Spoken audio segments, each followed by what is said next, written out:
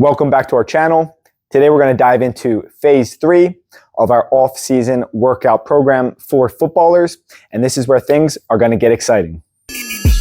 Triphasic sports training.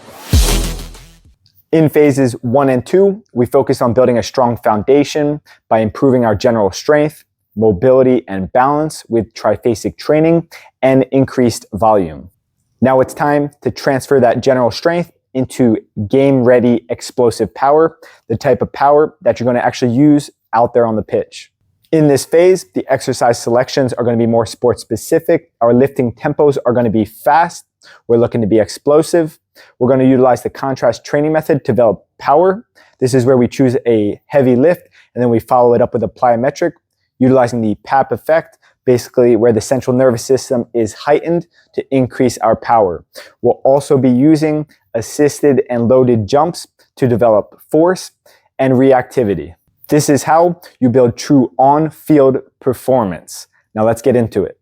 We'll be following a 3-day gym split where day 1 will have a vertical power focus. But before we can ever get into a workout, guys, really important that you have a solid warm-up. A warm-up should consist of dynamic movement and mobility, activation exercise, the goal to increase heart rate and muscle temperature, to activate key stabilizers, and basically just all around prepare yourself for the session so that you don't get injured. Also important to note, in this video, we'll be solely focusing on our inside the gym work.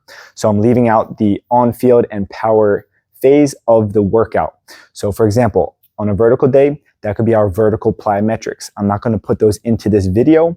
And on a horizontal day, that's going to be our outside of the gym acceleration sprints, our technical work, and our loaded sleds. So it's up to you guys to add that into the template that I'm giving you. With all that said, now let's dive into the workout. Our first training block, A1, A2, and A3, you're going to perform these exercises directly after each other. After you complete all 3 exercises, you can rest for 2 to 3 minutes. Exercise A1, it's our trap bar jumps. Here you'll be utilizing a 30% load of your 1 rep max, and just follow the set and rep scheme that I have listed on the board. The goal here is to get up high as possible, but make sure you land softly. So you'll perform 1 jump, land, reset, then perform the next jump, so it's not continuous. Exercise A2 and A3 are going to complement each other very well. A2 being an eccentric loaded split squat jump. So we're going to load the eccentric portion of the jump. And then A3, it's going to be our band assisted vertical jump. This is a band overspeed exercise. It's going to be done at a higher velocity, really helping us hit triple extension at max velocity. Training block A, it was our power block. Now block B, it's our strength. We kick things off with our barbell bench press, following it up by the pull up, and then med ball slams. Again, this is a training block, so you'll complete each exercise after each other. So there's no big rest between, so you can just walk, take your time around 30 seconds, and then get into the next exercise. After you perform all 3 exercises, you can rest for 2 to 3 minutes. Exercises B1 and B2, they are self-explained. You guys know what a barbell bench press is, a pull-up, so do them properly, quickly. But the med ball slam, I want you guys to throw that ball viciously as hard as possible into the ground. Make sure you're getting up into that triple extension and then snapping down, exploding, trying to break the ball. Guys, I got to pause the video real quick. If you like what you're seeing, make sure you smash the like button. Go ahead and subscribe as well. And if you think this video could benefit a friend, go ahead and send it to them. Now back to the video.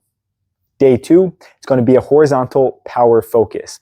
Again, behind me, this is what we're going to do inside of the gym. So it's up to you guys, if you have some space at the gym or outside of it, to get your speed drills in, some acceleration or top speed sprints, and your loaded sled sprints before you get into the gym with these exercises. Our first training block, we have A1 and A2. We have our barbell hip thrust, and then you're going to follow that up with a reactive broad jump. So here we're utilizing that contrast training method. After you perform the broad jump, rest for about 2 minutes before performing this one for 3 sets.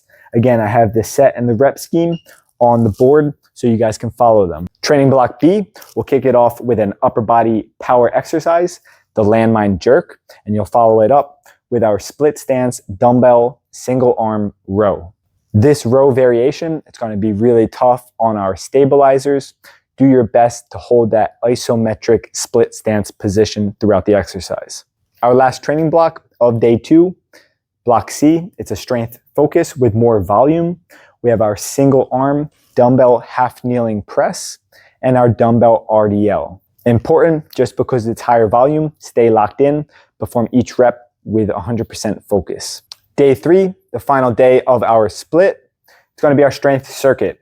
You're going to perform all 4 exercises for 3 sets by 5 reps. Because this is a circuit, you'll perform A1, then you'll go ahead, take 30 seconds and get into A2, same thing to A3, A4, and then after completing all 4 exercises, you can rest for 2 to 3 minutes. Going into each exercise, the first one is our dumbbell Bulgarian split squat.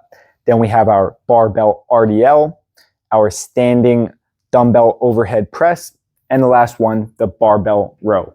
You've probably heard of all these exercises, so that's great. You know them.